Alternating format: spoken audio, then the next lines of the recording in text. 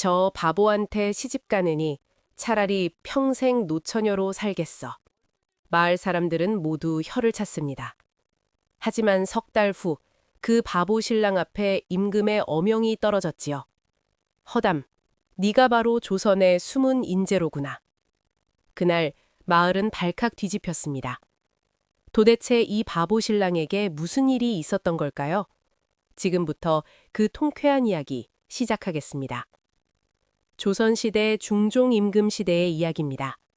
경기도 광주 땅 작은 양반 마을에 윤설화라는 처녀가 살고 있었습니다. 23세 처녀였지요. 설화의 아버지는 한때 사헌부 지평을 지낸 양반이었으나 살인파와 훈구파의 당쟁에 휘말려 벼슬을 잃고 낙향한 몸이었습니다. 설화야, 네가 시집을 못 가는 게 다 이 애비 탓이구나. 아버지는 늘 한숨을 쉬셨습니다. 집안이 몰락하자 혼처를 구하기가 어려웠지요. 설화는 개의치 않았습니다. 아버님, 괜찮습니다. 저는 평생 아버님 곁에서 살겠습니다. 설화는 낮에는 바느질을 하고 밤에는 아버지 서재에서 책을 읽었습니다. 사서삼경은 물론 병서와 병법까지 두루 읽었지요. 마을 아낙네들은 수군거렸습니다. 처녀가 무슨 책을 그렇게 많이 읽어? 양반집 귀술하다니 시집도 못 가고 쯧쯧. 하지만 설화는 신경 쓰지 않았습니다. 책을 읽는 것이 세상에서 제일 즐거웠으니까요. 그런데 설화에게는 한 가지 특별한 재능이 있었습니다. 바로 사람의 마음을 꿰뚫어 보는 눈이었지요. 어려서부터 설화는 사람들의 거짓말을 단번에 알아챘습니다. 저 사람은 지금 거짓말하고 있어요, 아버님. 어떻게 하느냐? 눈빛이 흔들리고 손을 잡고 만지작거리잖아요. 아버지는 감탄했습니다. 네가 남자였다면 훌륭한 관리가 되었을 텐데. 설화는 웃으며 대답했습니다. 여자라고 못할 게 뭐 있겠어요? 어느 날 아버지께서 피를 토하며 쓰러지셨지요. 아버님! 마을 의원을 불렀습니다. 의원이 맥을 짚어보더니 고개를 저었습니다. 오래된 병이 도진 것 같소. 귀한 약재가 필요하오. 무슨 약재입니까? 산삼과 녹용이요. 하지만 그 값이... 의원은 말끝을 흐렸습니다. 설화는 알았습니다. 적어도 은자 100냥은 필요하다는 것을. 하지만 몰락한 양반가에는 팔만한 것이 아무것도 없었습니다. 설화는 눈물을 삼켰습니다. 어떻게 하지? 그날 밤 설화는 잠을 이룰 수 없었습니다. 돈을 구할 방도가 전혀 없었기 때문이죠. 마을 부호들을 찾아가 봤지만 모두 고개를 돌렸습니다. 몰락한 양반가에 돈을 빌려줄 수 없소. 빚을 갚을 능력이 있소? 설화는 절망했습니다. 바로 그때 중매쟁이 박 씨가 찾아왔습니다. 설화 씨, 혼담이 하나 들어왔습니다. 혼담이요? 네, 건너마을 허진사댁에서 보낸 혼담입니다. 설화는 귀가 번쩍 뛰었습니다. 허진사댁은 마을에서 제법 넉넉한 집안이었으니까요. 그런데 중매쟁이 박 씨가 난처한 표정을 지었습니다. 신랑 될 사람이 좀 모자란다고 합니다. 모자란다니요? 바보라는 소문입니다. 말도 제대로 못하고. 설화는 잠시 생각했습니다. 어떻게 하지? 바보라도 괜찮아. 지금은 아버님을 살려야 해. 혼인 예물은 얼마나 됩니까? 은자 100냥이라고 합니다. 설화의 눈이 반짝였습니다. 딱 필요한 금액이었지요. 좋습니다. 혼인하겠습니다. 중매쟁이 박 씨는 깜짝 놀랐습니다. 정말입니까? 상대가 바보인데? 괜찮습니다. 설화는 단호하게 말했습니다. 다음 날 설화는 신랑 될 사람을 만나러 갔습니다. 허진사댁 대문 앞에서 한 청년이 나왔습니다. 어서 오시구려. 25살쯤 되어 보이는 청년이었습니다. 이름은 허담. 키가 훤철하고 얼굴도 잘생겼는데 말투가 어눌했습니다. 저는 허담이라고 하구려. 눈빛도 멍했습니다. 설화는 속으로 생각했습니다. 정말 바보가 맞구나. 그런데 이상한 점이 있었습니다. 허담이 설아를 처음 봤을 때 순간 눈빛이 반짝였던 것입니다. 지금 뭐지? 하지만 금방 다시 멍한 표정으로 돌아왔습니다. 설아는 고개를 갸우뚱했지만 대수롭지 않게 넘겼습니다. 허담의 어머니가 나왔습니다. 아이고, 이렇게 귀한 처녀를 우리 다미한테 보내주시다니. 어머님, 혼인 예물을 먼저 보내주실 수 있겠습니까? 아버님께서 위독하십니다. 그래? 당장 보내주마. 허담의 어머니는 흔쾌히 은자 100냥을 내주었습니다. 설아는 그 돈으로 급히 약재를 구했습니다. 아버지는 약을 드신 후 조금씩 기력을 회복하셨습니다. 하지만 설아의 혼인 소식을 듣고는 얼굴이 하얗게 질렸지요. 설아야, 네가 바보한테 시집을 간다고? 괜찮습니다, 아버님. 제 선택입니다. 아버지는 눈물을 흘렸습니다. 다 내 탓이구나. 아닙니다. 저는 후회하지 않습니다. 설아는 담담하게 말했습니다. 보름 후 혼례식이 치러졌습니다. 마을 사람들은 모두 모여서 수군거렸습니다. 저 양반집 처녀가 결국 바보한테 시집가네. 참 기구한 팔자야. 그래도 허진 사댁이 돈은 있으니까 굶지는 않겠지. 초례를 치르는 동안 설화는 신랑 허담을 유심히 관찰했습니다. 허담은 혼례복을 입고 어색하게 서 있었습니다. 저기, 이제 뭐 하는 거예요? 주례가 한숨을 쉬었습니다. 신랑, 신부께 절을 올리시오. 허담은 어설프게 절을 했습니다. 사람들이 키득거렸습니다. 하지만 설화는 신경 쓰지 않았습니다. 바보든 천재든 이제 내 서방이니 잘 모시면 되지. 혼례를 마치고 신방에 들어갔습니다. 허담은 멍하니 설화를 쳐다보았습니다. 부인, 나는 바보라서 미안하오. 설화는 담담하게 대답했습니다. 괜찮습니다, 서방님. 편히 지내시면 됩니다. 그런데 그 순간 허담의 눈빛이 또 한 번 반짝였습니다. 설아는 확실히 느꼈습니다. 이상하다. 저 눈빛은 바보의 눈빛이 아닌데? 하지만 허담은 금방 다시 멍한 표정으로 돌아왔습니다. 고맙소. 설아는 의문을 품었지만 내색하지 않았습니다. 시집살이가 시작되었습니다. 다행히 시어머니는 착한 분이었습니다. 설아야, 우리 다미가 좀 모자라지만 마음씨는 착하단다. 네, 어머님, 잘 모시겠습니다. 설아는 아침 일찍 일어나 밥을 짓고 청소를 하고 바느질을 했습니다. 허담은 하루 종일 마당에서 멍하니 하늘만 쳐다보았지요. 저 구름 양 같아요. 저 새 날아가네요. 마을 사람들이 지나가며 놀렸습니다. 바보다미, 오늘도 하늘 구경이냐? 하하하, 신부 얻었다고 똑똑해지는 건 아니구먼. 허담은 멍하니 웃기만 했습니다. 히히, 네. 설화는 그런 허담을 보며 안타까웠습니다. 참 순한 사람이구나. 하지만 이상한 일이 계속 일어났습니다. 어느 날 설화가 밭에서 일하다가 독사를 만났습니다. 깍! 바로 그때 허담이 어디선가 나타나 돌을 던졌습니다. 돌은 정확히 독사의 머리를 맞췄지요. 부인, 괜찮아요? 서방님, 어떻게... 우연히 보고 돌을 던졌는데 정확히 독사의 머리에 맞았네요. 설아는 의심스러웠습니다. 저게 우연일까? 저렇게 정확하게?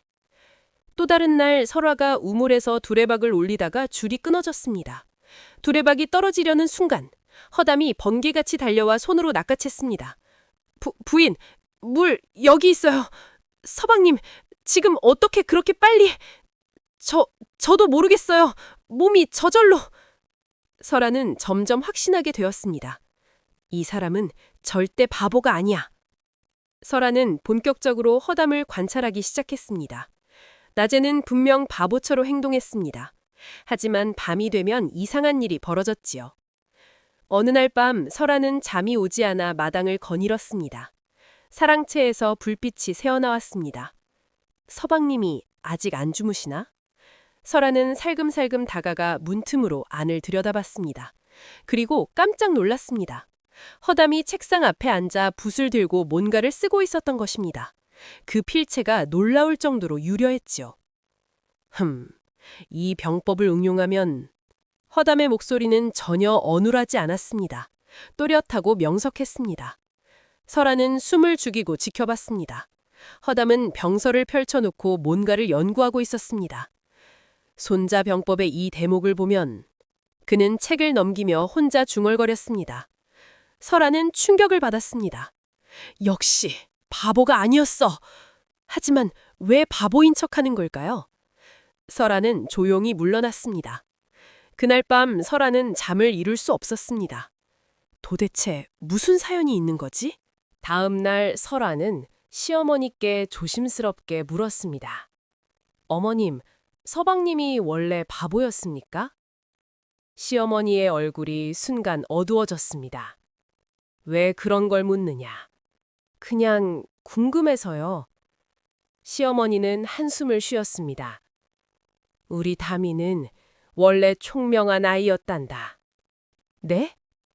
10살 때까지는 신동 소리를 들었지. 과거에 문과 급제할 정도였으니 설아는 귀를 기울였습니다. 그런데 어느 날 갑자기 바보가 되었단다. 왜요? 그건 나도 모른다. 아마 큰 충격을 받은 것 같은데. 시어머니는 더 이상 말하지 않았습니다. 설아도 더 깊이 묻지 않았습니다. 서방님께 직접 물어봐야겠어.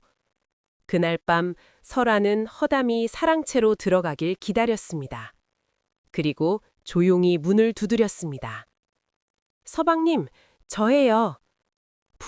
부인? 무슨 일이요? 문이 열렸습니다. 허담은 여전히 멍한 표정이었습니다. 설아는 단도직입적으로 물었습니다. 서방님, 어젯밤에 책 읽으시던 거 봤습니다. 허담의 얼굴이 순간 굳어졌습니다. 설아, 더 이상 숨기지 마세요. 서방님은 바보가 아니시지요? 허담은 한참 동안 설아를 바라보았습니다. 그리고 천천히 입을 열었습니다. 그렇소. 나는 바보가 아니오. 그의 목소리는 완전히 달라져 있었습니다. 허담은 설아를 방 안으로 들였습니다. 부인, 앉으시오. 설아는 조용히 앉았습니다. 허담은 깊은 한숨을 쉬며 이야기를 시작했습니다. 나는 원래 한양에서 병조 좌랑을 지냈소. 병조 좌랑이요? 그렇소. 임금께 군사 전략을 올리는 일을 했지. 설아는 놀라서 입을 다물지 못했습니다. 그런데 3년 전 큰 사건이 일어났소. 허담의 목소리가 낮아졌습니다. 훈구파 대신들이 나를 모함했소. 역모를 꾸몄다는 거짓 죄목이었지. 그래서요? 나는 간신히 목숨을 건져 이곳으로 도망쳤소. 그리고 바보 행세를 시작한 것이요. 설아는 모든 것을 이해했습니다. 추적을 피하기 위해서? 그렇소. 바보라면 아무도 의심하지 않을 테니까. 허담은 쓸쓸하게 웃었습니다. 그렇게 3년을 살았소.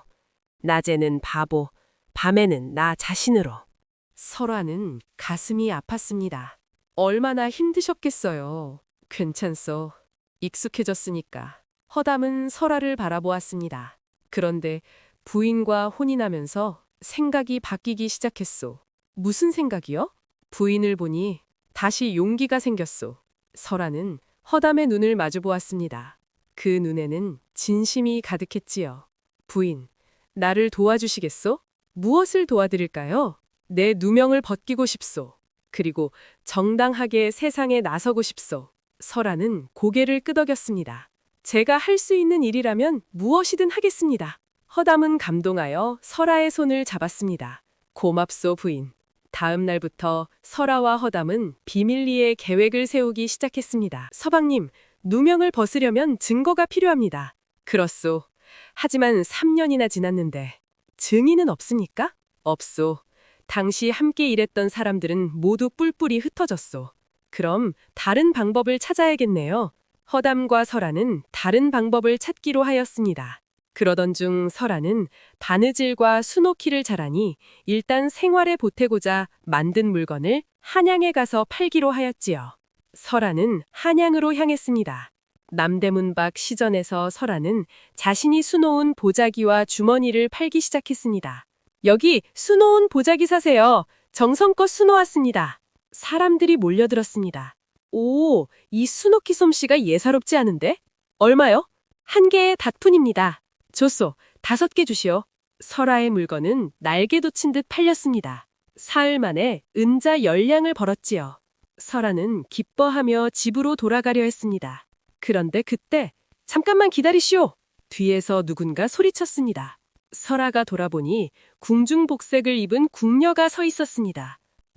저는 궁녀는 설아가 만든 주머니를 가리키며 말했습니다. 이 주머니 왕비마마께서 보셨습니다. 설아는 깜짝 놀랐습니다. 왕비마마께서요? 그렇소. 솜씨가 뛰어나다 하시며 궁으로 들어와 왕비마마를 위한 물건을 만들어달라 하셨소. 설아는 생각했습니다. 이건 기회야. 알겠습니다. 설아는 보름 동안 밤낮으로 주머니를 수놓았습니다. 학과 소나무, 국화를 정교하게 수놓았지요.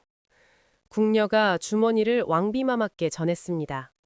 며칠 후 궁녀가 다시 찾아왔습니다. 왕비마마께서 크게 만족하셨소. 이것을 하사하신다고 하셨소. 궁녀가 건넨 보자기를 열어보니 은자 2만 냥이 들어있었습니다. 설아는 믿을 수 없었습니다. 2만 냥이면 한양에 집 한 채를 살 수 있는 큰 돈이었으니까요. 그러던 어느 날 큰 시련이 찾아왔습니다. 한양에서 포졸들이 마을로 들이닥친 것이지요. 허담이 어디 있느냐? 마을 사람들이 놀라 모여들었습니다. 포졸대장이 호통을 쳤습니다. 허담은 3년 전 역모를 꾸민 역적이다. 당장 나와라. 설아는 얼굴이 하얗게 질렸습니다. 역모? 서방님이? 허담은 더 이상 바보 행세를 하지 않았습니다. 그는 똑바로 일어서서 포졸들 앞에 섰지요. 나는 여기 있소. 포졸들이 허담을 포박했습니다. 설아는 울부짖었습니다. 안 돼요. 서방님은 역적이 아닙니다. 비켜라. 역적의 아내. 포졸대장이 설아를 밀쳤습니다. 허담은 포박당한 채 설아를 갈아보았습니다. 부인, 걱정 마시오. 나는 결백하오. 서방님! 허담은 끌려갔습니다. 설아는 바닥에 주저앉아 눈물을 흘렸지요. 시어머니가 설아를 부축했습니다. 설아야, 어쩌면 좋으냐? 설아는 눈물을 닦으며 일어섰습니다. 어머님, 저는 포기하지 않겠습니다. 뭘 어찌하겠다는 거냐? 제가 서방님을 구하겠습니다. 설아는 그날부터 마을을 돌아다니며 사람들에게 물었습니다. 3년 전 허담이 역적으로 몰렸을 때 무슨 일이 있었는지 아십니까? 마을 이장이 고개를 저었습니다. 글쎄, 어느 날 갑자기 한양에서 포졸들이 와서 허담을 찾았지. 하지만 이미 도망간 뒤였어. 누가 고발했는지는 모르십니까? 그건 나도 몰라. 설아는 낙심하지 않았습니다. 마을 곳곳을 돌아다니며 정보를 모았지요. 그러던 중 장터에서 한 노인을 만났습니다. 아, 그 사건 말이요? 나는 당시 한양에 있었지. 정말입니까? 무슨 일이 있었는지 아십니까? 노인은 목소리를 낮췄습니다. 당시 소문이 돌았어. 훈구파 대신 박응천이란 자가 허담을 모함했다고 말이야. 설화의 눈이 반짝였습니다. 박응천이요? 그렇소. 박응천은 훈구파의 핵심 인물이었지. 하지만 증거가 없어서 아무도 함부로 말하지 못했어. 그 박응천은 지금 어디 있습니까? 아마 한양에 있을 거요. 지금도 조정 대신으로 있을 테니까. 설아는 결심했습니다. 한양으로 가야겠어. 설아는 즉시 한양으로 향했습니다. 한양에 도착한 설아는 박응천의 집을 찾았습니다. 큰 기와집이었지요. 설아는 대문을 두드렸습니다. 하인이 나왔습니다. 누구시오? 박응천 대감님을 뵙고 싶습니다. 무슨 일이요? 허담에 관한 일입니다. 하인은 안으로 들어갔다가 나왔습니다. 들어오시오. 설아는 사랑채로 안내되었습니다. 박응천이 앉아 있었습니다. 60줄의 노인이었지요. 허담에 관한 일이라 했는가? 그렇습니다, 대감님. 설아는 박응천을 똑바로 쳐다보았습니다. 사람을 꿰뚫어보는 능력을 발휘하기 위해서였지요. 대감님, 3년 전 허담이 역모를 꾸몄다고 하셨지요? 박응천의 눈빛이 순간 흔들렸습니다. 그렇소. 내가 직접 목격했지. 설아는 박응천의 손을 보았습니다. 손이 미세하게 떨리고 있었지요. 거짓말이야. 설아는 계속 물었습니다. 대감님, 정확히 무엇을 목격하셨습니까? 그것은 허담이 역적들과 만나는 것을. 박응천은 말을 더듬었습니다. 눈빛이 계속 흔들렸지요. 설아는 확신했습니다. 대감님은 거짓말을 하고 계십니다. 박응천의 얼굴이 굳었습니다. 뭐라고? 눈빛이 흔들리고 손이 떨리고 말을 더듬으십니다. 거짓말하는 사람의 전형적인 모습입니다. 박응천은 화를 냈습니다. 이것이 감히 썩 물러가지 못할까? 설아는 물러서지 않았습니다. 대감님, 왜 허담을 모함하셨습니까? 모함? 내가 언제? 박응천은 벌떡 일어섰습니다. 그러다가 실수로 입을 놀렸지요. 그때 허담만 없었어도 우리 계획이 성공했을 텐데. 설아는 귀를 의심했습니다. 계획이요? 무슨 계획입니까? 박응천은 깨달았습니다. 아차, 실수했구나. 박응천은 급히 말을 바꿨습니다. 아니, 내가 무슨 말을... 대감님, 방금 우리 계획이라고 하셨습니다. 허담이 무슨 계획을 막았습니까? 박응천은 당황했습니다. 나가라, 당장. 박응천은 하인들을 불렀습니다. 이 여자를 쫓아내라. 설아는 끌려 나왔습니다. 하지만 설아는 확신했습니다. 박응천이 허담을 모함한 게 분명해. 그리고 무슨 계획이 있었어. 설아는 고민했습니다. 박응천의 자백을 받았지만 증거가 없어. 어떻게 하지? 그때 문득 생각이 났습니다. 왕비마마. 설아는 급히 궁궐로 달려갔습니다. 궁궐 왕비마마의 전담 궁녀가 설아를 알아보았습니다. 아, 수노키를 잘하시던 그 부인. 왕비마마를 뵙고 싶습니다. 무슨 일이십니까? 설아는 눈물을 흘리며 말했습니다. 제 서방님이 억울하게 역적으로 몰렸습니다. 왕비마마니 저를 도와주실 수 있습니다. 궁녀는 설아의 간절함에 마음이 움직였습니다. 잠시 기다리십시오. 왕비마마께 여쭈어 보겠습니다. 잠시 후 궁녀가 돌아왔습니다. 왕비마마께서 들어오라 하십니다. 설아는 왕비마마의 처소로 안내되었습니다. 왕비마마께서 자애로운 눈빛으로 설아를 바라보셨습니다. 수노키를 그리 잘하던 설아가 아니냐. 무슨 일이냐. 설아는 엎드려 절했습니다. 마마, 소녀의 서방님이 억울하게 역적으로 몰렸습니다. 자세히 말해보거라. 설아는 모든 사정을 말씀드렸습니다. 허담이 바보 행세를 한 것, 박응천이 모함한 것, 자신이 박응천을 찾아간 것까지. 왕비마마는 고개를 끄덕이셨습니다.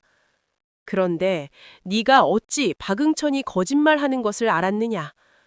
소녀는 사람을 꿰뚫어보는 눈이 있습니다. 거짓말하는 사람은 눈빛이 흔들리고 손이 떨립니다. 왕비마마는 흥미로운 표정을 지으셨습니다. 정말이냐? 그럼 네 능력을 시험해보마. 왕비마마는 옆에 서 있던 상궁을 가리키셨습니다. 저 상궁은 오늘 아침 내 비녀를 훔쳤다는 의심을 받고 있다. 네가 알아보거라. 설아는 상궁을 똑바로 쳐다보았습니다. 상궁은 떨리는 목소리로 말했습니다. 마마, 소녀는 훔치지 않았습니다. 설아는 상궁의 눈을 보았습니다. 눈빛이 떳떳했습니다. 손도 떨리지 않았지요. 마마, 저 상궁은 결백합니다. 어찌하느냐? 눈빛이 떳떳하고 손이 떨리지 않습니다. 진심으로 억울해하고 있습니다. 왕비마마는 다른 상궁들을 불러 조사하도록 하셨습니다. 결국 다른 상궁이 실수로 비녀를 떨어뜨려 잃어버렸다는 것이 밝혀졌지요. 왕비마마는 감탄하셨습니다. 내 능력이 진짜로구나. 황공하옵니다, 마마. 왕비마마는 설화의 손을 잡으셨습니다. 설화야, 네가 나를 위해 정성껏 수놓았듯 나도 너를 도와주마. 정말이옵니까, 마마? 그렇다. 내가 전하께 아뢰겠노라. 설화는 눈물을 흘리며 절했습니다. 성은이 망극하옵니다, 마마. 며칠 후 조정에서 재심이 열렸습니다. 임금께서 직접 주재하셨지요. 왕비마마께서 임금 옆에 앉아 계셨습니다. 허담이 포박된 채 끌려왔습니다. 허담, 네가 3년 전 역모를 꾸몄다는데 사실이냐? 허담은 당당하게 대답했습니다. 아니옵니다, 전하. 소신은 결백합니다. 임금께서 왕비를 바라보셨습니다. 왕비마마께서 말씀하셨습니다. 전하, 이 부인의 말을 들어보소서. 설화가 앞으로 나왔습니다. 전하, 소녀는 허담의 아내 윤설화라고 합니다. 왕비께서 네 이야기를 말씀하셨다. 말해보거라. 설화는 침착하게 말했습니다. 전하, 소녀는 박응천 대감을 찾아가 직접 물어보았습니다. 조정이 술렁거렸습니다. 임금께서 박응천을 불러오라 명하셨습니다. 박응천이 들어왔습니다. 박대감, 네가 허담을 고발했다고 하는데 그렇습니다, 전하. 소신이 허담의 역모를 목격했습니다. 설화가 나섰습니다. 대감님, 정말 목격하셨습니까? 박응천은 허라를 보고 얼굴이 굳었습니다. 그렇소. 설화는 박응천을 똑바로 쳐다보았습니다. 전하, 박대감님은 지금 거짓말을 하고 있습니다. 무슨 근거로 그런 말을 하느냐? 소녀는 사람의 거짓을 알아보는 눈이 있습니다. 박대감의 눈빛이 흔들리고 손이 떨리고 있습니다. 임금께서 박응천을 유심히 보셨습니다. 과연 박응천의 손이 떨리고 있었지요. 박대감, 정말 목격한 것이 맞느냐? 그렇습니다. 설화가 물었습니다. 대감님, 정확히 언제 어디서 목격하셨습니까? 박응천은 말을 더듬었습니다. 그것은 3년 전 한양 북촌에서. 몇 월 며칠입니까? 그것은 누구와 함께 있었습니까? 그것은 박응천은 대답하지 못했습니다. 설화는 계속 물었습니다. 대감님, 제가 대감님 댁에 갔을 때 이렇게 말씀하셨습니다. 그때 허담만 없었어도 우리 계획이 성공했을 텐데 라고요. 조정이 발칵 뒤집혔습니다. 뭐라고? 계획? 박응천은 얼굴이 하얗게 질렸습니다. 나는 그런 말 한 적 없소. 거짓말이십니다. 눈빛이 더욱 흔들립니다. 임금께서 엄하게 물으셨습니다. 박대감, 무슨 계획이었느냐? 박응천은 땀을 흘렸습니다. 전하, 그것은 사실대로 아뢰거라. 박응천은 결국 무릎을 꿇었습니다. 용서하소서, 전하.